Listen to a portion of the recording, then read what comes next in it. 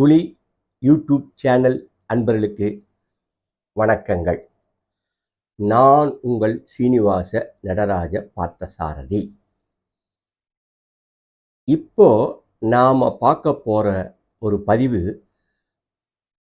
ரொம்ப முக்கியமான ஒரு பதிவு.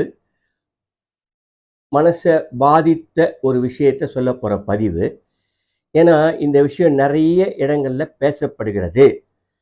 அதனால இந்த எபிசோட்ல சொல்லக்கூடிய கருத்துக்கள் யார் மனதையும் தனிப்பட்ட முறையிலேயோ இல்லை கூட்டு முயற்சியிலோ புண்படுத்துவதற்காக சொல்லப்பட்டவை அல்ல.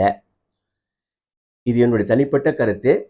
இதில் சொல்ல போகிற கருத்துக்கள் நான் கிரகிச்ச, அனுபவிச்ச, நான் உணர்ந்த விஷயத்தினால் சொல்லப்படுவது. இது யார் மனதையும் புண்படுத்தி கூடுமானால் அதற்கு நான் முன்கூட்டியே வருத்தத்தையும் தெரிவித்துக் கொள்கிறேன். இந்த கண்டென்ட்ல வரப்போற சமாச்சாரங்கள்லாம் ஏற்கனவே யூடியூப்ல வந்து நீங்க பார்த்த சமாச்சாரங்களாக தான் இருக்கும். அதை உதாரணங்களாக காட்டும்போது சரியான உதாரணமாக இருக்கும்னு நான் நம்புறேன். அந்த நம்பிக்கையின் பேர் தான் பல உதாரணங்களை சொல்ல இருக்கிறேன். அதனால இந்த கண்டென்ட்டை கொஞ்சம் தயவு செய்து நீங்கள் பொறுப்புணர்ச்சியோடு பார்த்து சமநிலையில உங்க மனசை வைத்துக் கொள்ளுங்கள். இது யாரையும் தாக்குவதற்காகவோ தனிப்பட்ட நபரை விமர்சிப்பதற்காக எடுக்கப்பட்ட பதிவு அல்ல. ஒரு பொது நோக்கத்துக்காக எடுக்கப்பட்ட பதிவு. அப்படின்னா இந்த பதிவுக்கு இவ்வளோ பில்டப் கொடுத்துட்டு போறேன்னா இது ஒரு சென்சிட்டிவான ஒரு பதிவு. அதாவது ஒரு கடவுள், பக்தி, கலாச்சாரம் இந்த சப்ஜெக்ட்ல டோட்டலாக பார்த்தீங்கன்னா இது கடவுள் சப்ஜெக்ட். இந்த சப்ஜெக்டை கையாளும் போது கடவுள் நம்பிக்கை இருப்பவர்கள், கடவுள் நம்பிக்கை இல்லாதவர்கள்னு ரெண்டு பிரிவா போகுது. கடவுளை நம்புபவர்கள், கடவுள் மறுப்பாளர்கள். அந்த கடவுளை நம்புற பிரிவுல பல பிரிவுகள் இருக்குது. ஒரு சாரார் ஒரு குறிப்பிட்ட தெய்வத்தை மட்டும்தான் கும்பிடுவாங்க, ஒரு குறிப்பிட்ட தெய்வத்தை கும்பிட மாட்டாங்க. இல்லை, அதை அவ்வளோவா எடுத்துக்க மாட்டாங்க. இப்போ சிவனையே கும்பிடுறவங்க சில பேர் இருக்காங்க. பக்தி மார்க்கம் சிவனை மட்டும் கும்பிடுவாங்க. சில பேர் பெருமாளை மட்டும் கும்பிடுவாங்க. ஸோ இது கடவுள் நம்பிக்கை உள்ளவர்கள்ல இது ஒரு பிரிவு. இந்த பிரிவு இன்னும் உள்ள போய் பார்த்தீங்கன்னா உள்ள நிறைய பிரிவு இருக்குது. சில பேர் குலதெய்வத்தை கும்பிடுறவங்க இருப்பாங்க, கிராம தேவதையில கும்பிடுறவங்களாகவும் இருப்பாங்க. அதனால இந்த கடவுள் நம்பிக்கையில நிறைய பிரிவு இருக்குது. கடவுள் நம்பாதவங்களுக்கு எந்த பிரிவும் கிடையாது. அவன் நம்பிக்கை இல்லைன்ற ஒரு பிரிவை தான் சார்ந்தவனா இருப்பான், தவிர வேற பிரிவே இருக்காது. அதனால இந்த கடவுள் நம்பிக்கைன்ற விஷயத்துல நம்புபவர்களே பல பிரிவுகள் இருக்கிறது. வைஷ்ணவம், சைவம், மற்றபடி நிறைய விஷயம் இருக்குது. இதுலையும் வெஜிடேரியனா இருக்கிற பக்திமார்கள்லாம் இருப்பாங்க, நான் வெஜிடேரியன் பக்திமார்கள்லாம் இருப்பாங்க. இந்த பக்தி மார்க்கத்துக்கு அசைவ உணவு லாக்கிப்பட்டு வராதுன்னு சொல்றவங்களும் இருக்காங்க. இல்லை, அசைவம் சாப்பிட்டாலும் சைவம் சாப்பிட்டாலும் இந்த பக்திக்கு அதுக்கு சம்மந்தம் இல்லைன்னு பக்தி மார்க்கத்தை ஈடுபடுறவங்களும் இருக்காங்க. அது அவர்களுடைய உணவு பழக்க வழக்கங்களை பொறுத்தது. தனிப்பட்ட உணவு விஷயத்துல நம்ம தலையிட முடியாது. ஒரு சில பேர் மாமிசம் சாப்பிடுவாங்க, ஒரு சில பேர் மாமிசம் சாப்பிடாது இருப்பாங்க. மாமிசம் சாப்பிடாதவங்க மற்றவங்களை யாருமே மற்றவங்களை கிரிட்டிசைஸ் பண்ணாம அவங்கவுங்க நோக்கத்துல ஒழுங்கா நடந்துக்கிட்டா போதும் அப்படின்னு இருக்கு. இப்போ பக்தி மார்க்கத்துல நிறைய பேர் இப்ப சபரிமலைக்கு ஒரு பெரிய லட்சக்கணக்கில் போறாங்க. கார்த்திகை தீபம்னா லட்சக்கணக்கில் போறாங்க, தைப்பூசம்னா லட்சக்கணக்கில் போறாங்க. இது மாதிரி லட்சக்கணக்கான பக்திமார்கள் பக்தி வழி சென்று கொண்டு தான் இருக்கிறார்கள். இதை யாராலும் தடுத்து நிறுத்த முடியாது. பக்தர்கள் மேலும் மேலும் வளரத்தான் செய்வார்களே தவிர அது குறைவதற்கு வாய்ப்பே இல்லை. ஏன்னா இந்த பக்தி மார்க்கம்ன்றது பிறந்ததிலிருந்தே ரத்தத்துல ஊர்ன பழக்கமாயிடும்.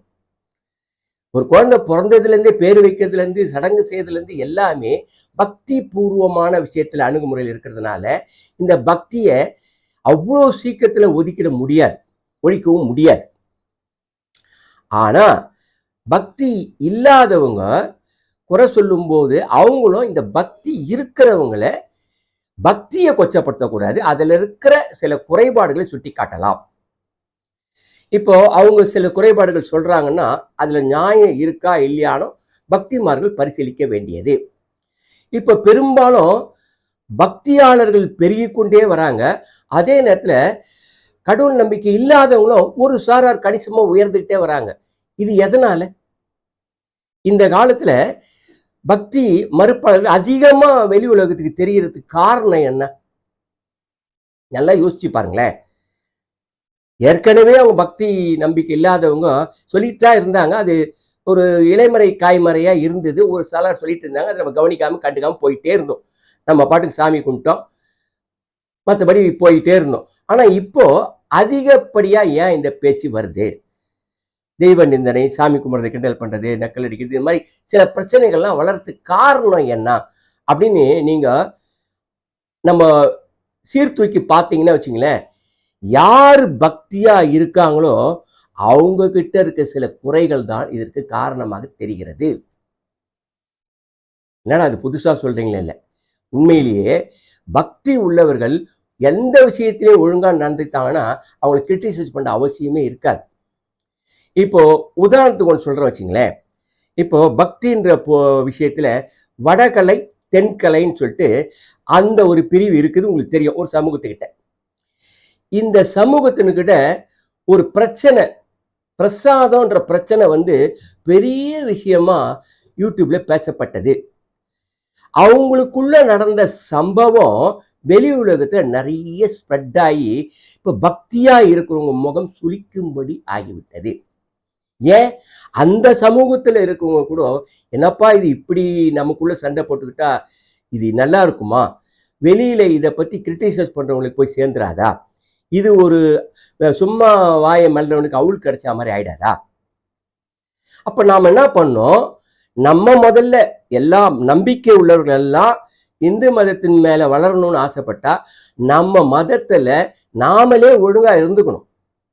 மற்றவங்க கிரிட்டிசைஸ் பண்றதுக்கு இடம் கொடுக்க கூடாது.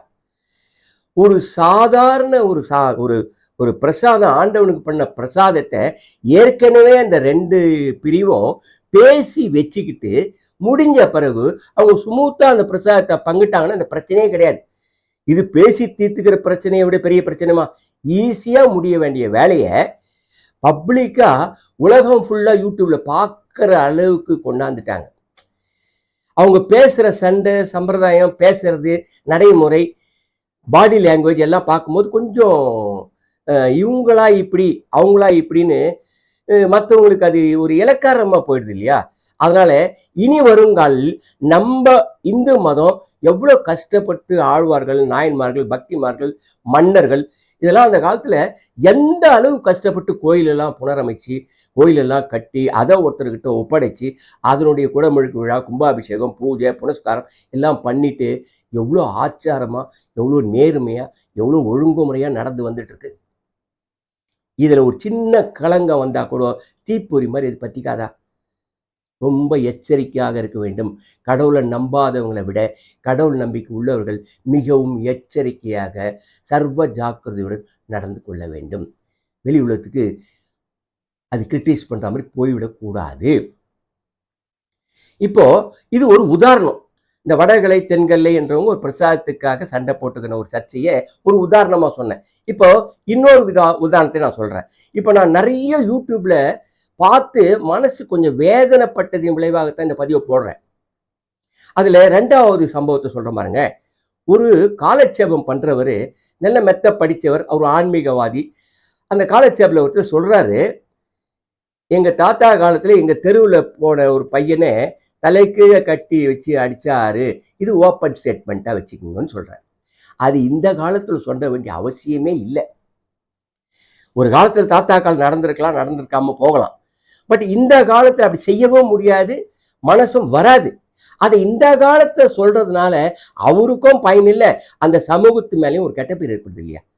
இப்படி கூட பேசுறாங்களே, அது இந்த காலத்துல பேசுற பேச்சா? ஓப்பன் ஸ்டேட்மெண்ட்டை வச்சுக்கோங்கன்னு வேற சொல்றாரு. இப்படி எப்படி பப்ளிக்ல டிக்ளேர் பண்றாரு? அப்போ ஒரு சமூகத்தை தவிர மற்ற சமூகம்லாம் அது முகம் சொல்லிக்க மாட்டாங்களா? இது ஒரு சம்பவம். அடுத்தபடியா ஒரு யூடியூப் பார்க்கும்போது அதுல கலாட்சேபம் பண்றவரு, நீங்கெல்லாம் பாவம் பண்ணலாம், நாங்கள் தான் பாவம் பண்ணக்கூடாது, நீங்கள் இந்த பிறப்பை பிறக்காதீங்க, பாவ மன்னிப்பு வாங்கிறதுக்கு இப்படி செய்யுங்க அப்படி செய்யுங்கன்னு சொல்லிட்டு ஒரு விஷயத்த சொல்லும்போது நீங்கள் வேணும்னா அந்த யூடியூப்பில் போய் இதெல்லாம் சர்ச் பண்ணி பாருங்கள். எவ்வளோ யூடியூப்பில் எவ்வளோ விஷயங்கள்லாம் வெளியில் வந்திருக்குன்னு நீங்களே தெரிஞ்சுக்கிங்க. அவர் ஓப்பன் ஸ்டேட்மெண்ட்டில் சொல்கிறார், ஒரு 100 ரூபாய் வச்சுக்கோ, இதை எடுத்துமே ஒருத்தர்கிட்ட கொடு, அவர்கிட்ட சாஸ்திராங்க நமஸ்தாமம் பண்ணிக்கோ, உன் பாவம்லாம் தொலைஞ்சிரும். ஒரு கதை மாதிரி அதை சொல்கிறாரு. ரொம்ப வேதனையான ஒரு சொற்பொழிவில் ஒரு பிரிவாக அதை சொல்கிறார். அப்போ எவ்வளோ அது கேவலமாக இருக்குது. இப்படிலாம் சொன்னாங்கன்னா இந்த இந்து மதத்தை எப்படி மேலே கொண்டு வர்றது இல்லைங்களா? இந்த சம்பவத்தை அதே சமூகத்தை சேர்ந்தவங்க ஒரு சில பேர் கண்டிச்சாங்க. பட் இது பப்ளிக்காக தப்பு நடந்தால் எந்த சமூகத்தில் இருக்கிறவங்களும் அந்த சமூகத்தை சேர்ந்தவங்களே அதை திருத்தணும். இப்போ உதாரணமாக திரு எஸ்.வி. சேகர் அவர்கள் சில சம்பவங்களை சுட்டி காட்டி சொல்கிறார், இந்த மாதிரி நம்ம ஆளுங்களே இப்படி இருக்கக்கூடாது, அப்படி இருந்தால் எப்படி இது மாதிரி இருக்கும், எல்லாருமே இப்படி தானே சொல்ல ஆரம்பிப்பாங்க, அதனால நாமளும் நம்ம விஷயத்தில் கொஞ்சம் திருத்திக்க வேண்டியதுன்னு அந்த சமூகத்தை சேர்ந்தவரே சொல்கிறார் இல்லையா? இதே மாதிரி ஒவ்வொரு சமூகத்தினர் தவறு செய்யும்போது அந்த சமூகத்தினரிடையே அவங்ககிட்ட பேசி இதை மாதிரிலாம் பேசாதீங்க, இப்படிலாம் சொல்லாதீங்க, அது ஸ்ப்ரெட் ஆகுது, வெளியில் போகுதுன்னு சொல்லி அவங்கள கொஞ்சம் நடைமுறையில் ஒழுங்குபடுத்தினா எவ்வளோ நல்லா இருக்கும். இது என்ன ஆகுது, வளர்ந்துக்கிட்டு போயிட்டே இருக்கு. நீ 10 சொன்னா நான் 20 சொல்வேன், நீ 20 சொன்னா நான் 40 சொல்வேன்னு சொல்லிட்டு வளர்ந்துக்கிட்டே போய் ஒரு கட்டத்தில் எங்களுக்கு அறிவு ஜாஸ்தி, மற்றவங்களுக்கு அறிவு கம்மி அப்படின்னு சொல்கிற அளவு போயிடுச்சு. அவங்க அறிவு அவங்களுக்கு வசதியாக இருக்கலாம், மற்றவன் அறிவு அவனுக்கு வசதியாக இருக்கலாம் இல்லையா? அதனால நான் தான் அறிவால வசந்தவன், எங்களுக்கு அறிவு ஜாஸ்தி அப்படின்னு சொல்கிற விஷயத்த ஒரு பேட்டியில் சொல்ல முடியுமா? பப்ளிக் பேட்டியில் சொல்லும்போது மற்றவங்க மனசு புண்படாதா? ஒரு கிரிட்டிசைஸ் பண்ணுறதுக்கு ஒரு காரணமாக அமைஞ்சிடாதா? அதை விட ஒரு படி மேலே போய் ஒரு லேடி கவுன்சிலர் சொல்கிறாங்க, வசத்தியான ஒரு சொசைட்டி அப்படின்னு சொல்லி சொல்கிறாங்க. அந்த மதம் சொல்லும்போது தன்னுடைய மதத்தில் தான் பாராட்டி கொள்ளலாம், தவறில்லை. மற்ற மதங்களை புண்படுத்தாத வகையில், மற்ற ஜாதியினரை புண்படுத்தாத வகையில் தன் மதத்தையும் தன் ஜாதத்தையும் பெருமைப்பட்டுக் கொள்ளலாம், தவறே இல்லை. அந்த சமூகத்தில் இருக்கிற நல்ல உயர்வான பண்புகளை சொல்லுங்க, இப்படி இருங்க அப்படி இருங்க, இன்னும் நல்ல பேர் எடுக்கிற மாதிரி சில நற்காரியங்களை பண்ணுங்க, புரியுங்களா? அதனால இந்த சமூகத்தில் எந்த சமூகமாக இருந்தாலும் அந்தந்த சமூகத்தினருடைய குற்றம் குறைகளை அந்தந்த சமூகத்தினரை சுட்டி காட்ட வேண்டும். இன்னொருத்தர் பாருங்க, இப்போ ஒரு கட்டத்தில் மாமிசம் சாப்பிட்ற விஷயத்தை பெருசாக பேசப்படல. உதாரணத்துக்கு பீஃப்னு வச்சுங்களேன், இந்த பீஃப் ஒரு சாரார் சாப்பிட்டுருந்தாங்க, அவங்க உணவு பழக்க வழக்கம். அது நடைமுறையில் சாப்பிட்டுன்னு வர்றதுக்கு ஒரு சொசைட்டி இருக்குது, ஒரு மதம் இருக்குது, அவங்க சாப்பிட்டுன்னு தான் இருக்காங்க. அது அவங்களுடைய உணவு பழக்க வழக்கங்கள். இதை இந்து மதத்தில் இருக்கவும் கூட இலைமறை காய்மறைவாக சில சமூகத்தில் சாப்பிட்டுன்னு தான் வராங்க. இது வெளியில் தெரியாது, இது ஓரளவுக்கு இன்டைரக்டாக நடந்திருந்த சமாச்சாரம் தான், வெளியில் தெரியாமல் இருந்தது. இப்போ என்ன ஆயிடுச்சு, இந்து மத போர்வையில் நீ இந்த கறியை சாப்பிடவே கூடாது, நீ சாப்பிட்டீங்கன்னா இந்துவே கிடையாது, அதில் நீ தமிழ்னே கிடையாது, இப்படிலாம் கொச்சைப்படுத்தும் போது அதை சாப்பிட்றவங்களுக்கு என்ன ஆகுதுன்னா, எல்லாருமே ஒழுங்காக இருப்பான்னு சொல்ல முடியாதுங்களே. ஒருத்தர் கோவப்பட்டு பண்ணுறாங்க, அதுக்கு எதிர்வினை ஆற்ற வேண்டியது வருகிறது. இப்போ பாருங்க, இதை சொல்ல போய் என்ன ஆச்சு, ஒரு உணவு திருவிழாவில் பீஃப் ஸ்டாலே விற்கிறாங்க. எங்கே போய் முடியுது? எல்லா இடத்துலையும் பீஃபுக்கு இம்பார்ட்டன்ஸ் கொடுத்து கொடுத்து கொடுத்து கொடுத்து ஆப்போசிட் ரியாக்ஷன் ஏற்படுது இல்லையா? இப்போது நம்ம ஆக்ஷன் ரியாக்ஷன் இப்படி போய்கிட்டே இருந்தால் எப்போ தான் இந்த பிரச்சனைக்கு முடிவு வர்றது? ஒரு காலத்தில் இதெல்லாம் ஸ்மூத்தாக இருந்தது. அவனுக்கு பிடிச்சதை சாப்பிட்டுருந்தான், நாம் பிடிச்சதை சாப்பிட்டோம், இப்படி தான் ஸ்மூத்தாக போயிருந்தது. சில சமீப காலத்தில் இது தூண்டப்பட்டு பெரிய ஒரு வன்முறையாக, இன்னமும் அவன் தீண்டத்தகாத மாதிரி இப்படியே போயிட்டு இருந்தா நாளைக்கு நாட்டுக்கு நாட்டோடு இருக்கிற பிரச்சனை இல்லைங்களா? மாகாணத்துக்கு மாகாணம் சண்டை, அப்புறம் நகர்ப்புறத்துக்கு சண்டை, கிராமத்துக்கு சண்டை, வீதிக்கு வீதி சண்டை, வீட்டுக்கு வீடு சண்டையாக ஆயிடுச்சுன்னா யார் இதை காப்பாற்ற முடியும்? அதனால இந்த மாதிரி விஷயத்த ஆத்திகரா இருக்கிறவங்களும் நாத்திகரா இருக்கிறவங்களும் அவங்கவுங்க பாதையில கரெக்டா இருக்கணுமே தவிர மற்றவங்களை மனம் புண்படும்படியா ஏச்சவோ பேசவோ கூடாது. கடவுள் நம்பிக்கையை குறை சொல்றவங்க இழிவுபடுத்தாம பேசணும். கடவுள் நம்பிக்கையில் இருக்கிற பகுத்தறிவு சம்பந்தப்பட்ட சிந்தனைகளை சொல்லலாமே தவிர கடவுளை கிரிட்டிசைஸ் பண்ணக்கூடாது. ஏன்னா அந்த கடவுள் நம்பிக்கை எந்த காலத்திலையும் அழிக்க முடியாது, உறுதியா தெரியுது. இது வளர்ந்து கொண்டே இது அழிக்கவே முடியாது. ஆனா அதில் இருக்கிற பகுத்தறிவுக்கு உட்பட்ட சமாச்சாரங்களை சொல்லலாம். இப்ப கட்டண வழிபாடு கூடாதுன்னு சொல்றாங்க இல்லையா, கரெக்ட். சாமியை பார்க்கறதுக்கு எது கட்டணம்? எல்லாருமே ஃப்ரீயா பார்க்கலாம்ல. அந்த மாதிரி சில புரட்சிகரமான விஷயத்தை சொல்லும்போது நம்ம ஏத்துக்கலாம். அதே மாதிரி பக்தி சமயத்துல எல்லாரும் சமம் அப்படின்னு சொல்றதையும் நம்ம ஏத்துக்கிட்டு தான் வேணும். ஏன்னா மனுஷனா படைக்கப்பட்டவன் எல்லாரும் ஒரே மாதிரி தான். எந்த ஜாதியிலும் உயர்ந்தவன் தாழ்ந்தவன் கிடையாது. பிறப்புன்னு ஒண்ணு வந்தா அது எல்லாருக்கும் சமம். உயர்த்தி தாழ்த்துதல் வேண்டாம் அப்படின்னு தானே சொல்லியிருக்காங்க. அப்போ இந்த விஷயத்துல பகுத்தறிவாளர்களும் ரொம்ப கீழ்நிலையில இறங்கி கடவுளை கிரிட்டிசைஸ் பண்றதை விட்டுட்டு அதுல இருக்கிற குறைகளை திருத்தி கொள்ளக்கூடுமானால் அந்த குறைகளை சுட்டி காட்டுங்கள். ஒருத்தர் நீங்களும் மனுஷன்தான் நாங்களும் மனுஷன்தான்ற மாதிரி ஒருத்தர் மனித நேயத்தோடு பழகுங்கள். நீயா நான் பட்டிமன்றமா இருக்கலாமே தவிர பெரிய சண்டை சச்சரவா மாறிடக்கூடாது இல்லையா? இப்போ உதாரணத்துக்கு அந்த பட்டிமன்றத்திலேயே கூட பலதரப்பட்ட கருத்துக்கள்லாம் பேசப்படுது. அங்கன்னா சண்டை கலவரத்துல போய் முடியுது. அதோ ஒரு நடுவர் இருந்து அந்த பிரச்சனையை தீர்த்து வைத்து அவரே சில விஷயங்களை கண்டிக்கிறார். நீங்க இப்படி சொல்லக்கூடாது, இப்படி பேசக்கூடாதுன்னு அந்த பொறுப்பை ஏற்றுக்கொண்ட நெறியாளரை அதை திருத்திக் கொள்கிறார். அதனால எந்த பக்கம் தவறு நடந்தாலும் அந்த சமூகத்தினுடைய நெறியாளர்கள் அதை கட்டுப்படுத்த வேண்டும். ஒரு பெரிய ரெக்வெஸ்ட் என்னன்னா, இதே மாதிரி மதம் ஜாதி அந்த ஜாதிக்கு உட்பட்ட பிரிவுகள் மதத்துக்கு உட்பட்ட பிரிவுகள்ல நம்ம கருத்து வேற்றுமையை வளர்த்து கொண்டே போனால் மதம் யானைக்கு பிடித்த மதமாக மாறிவிடும். அதுதான் இப்போ ஊரெல்லாம் புகுந்து வீட்டு வரைக்கும் யானை வர ஆரம்பிச்சிச்சு, தெருவுக்குள்ள வர ஆரம்பிச்சிச்சு. அந்த மதம் என்ற யானை, மதம் என்ற குணம் நம்ம வீட்டுக்குள்ளேயும் வந்துடக்கூடாது, நம்ம தெருவுக்குள்ளேயும் வந்துடக்கூடாது. அந்த மத யானையை கட்டுக்குள்ள வைக்கிற ஒரு நல்ல பாகனாக நாம் ஒவ்வொருவரும் அமைய வேண்டும். அமைய எல்லாம் உள்ள இறைவன் நமக்கு துணை புரிவராக. வாழ்க வையகம், வாழ்க வளமுடன். இதுவரை உங்களிடம் பேசிக்கொண்டிருந்தது உங்கள் சீனிவாச நடராஜ பார்த்தசாரதி. குறை இருந்தால் எடுத்து சொல்லுங்கள், திருத்திக் கொள்கிறேன். நிறை இருந்தால் பாராட்டுங்கள். நன்றி, வணக்கம்.